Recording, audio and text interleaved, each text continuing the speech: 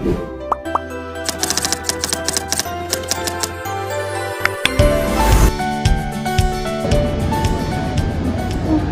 so tired.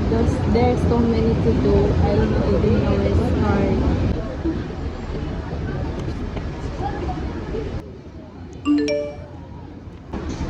Look!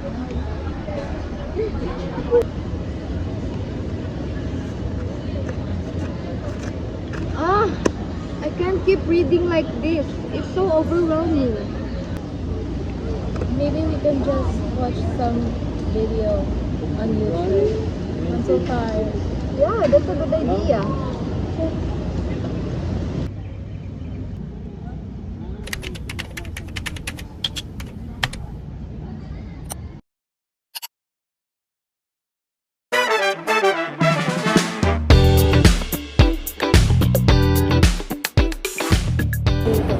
Hello everyone! Welcome to KJ Facts. I am KI. And I am Jaya. In today's video, we'll be sharing important information about the different taxation during Spanish period. To help you understand it better and make things easier for you. So sit back, Relax. and let's dive right in. Today, we often think of tax as thing we pay for roads, schools, and government services. But during the Spanish period, tax was very different. Yes, imagine comparing our system now with what Filipino experienced more than 300 years ago. Today, we pay money, but back then people paid not just with money, but also with crops, animals, and even forced labor. Understanding these differences help us to see how life changed under the Spanish rule. Now, let's look at how taxation worked during this time. During the Spanish colonial era, taxation had two main goals. One, to show Spain's power over the colonies, and two, to pay for the cost of governing and keeping peace. All these tax laws were created by the Real y Supremo Consejo de las Indias, or the Royal and Supreme Council of Indies. All these laws were later collected in a big 4-volume book published in Madrid in 1861. Now, let's look at the different types of taxation during that time. Let's start with the first tax, tribute. This was paid by adult Filipino males every year. They could pay through money, crops, animals, or even labor. It was one of the biggest sources of income for the Spanish government. The second tax is the censurum. This was a religious tax taken from a yearly income of the clergy and religious group. The purpose was to support the Catholic Church in its activities. Next is donación, which means voluntary contribution. People gave donations to help fund public projects, build infrastructures, or support the Spanish military when needed. Fourth type of tax is caja de comunidad. This served as the community treasury. Residents contribute to this fund, which was used for the public services and the community projects.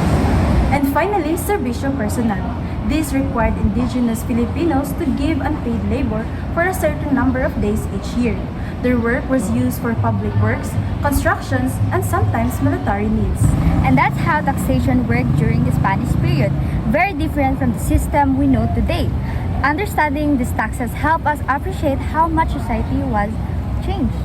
Yes, partner. And you know, after talking about the different taxes during the Spanish period, I realized how much ordinary Filipinos had to suffer just to survive. It makes me think about how important it is for the government to create a fair system so today that people don't struggle as much. For me, I understand that history really repeats itself in some ways. Even now, some people still face heavy taxes and inequalities, and it made me reflect on how we as citizens should understand these systems and work for positive change. So I hope you found this video very helpful and learned something new. Don't forget to like, comment, and subscribe to KJ Spot for more informative videos. And if you have any questions or topic you want us to cover next, let us know in the comments below. See you in the next video.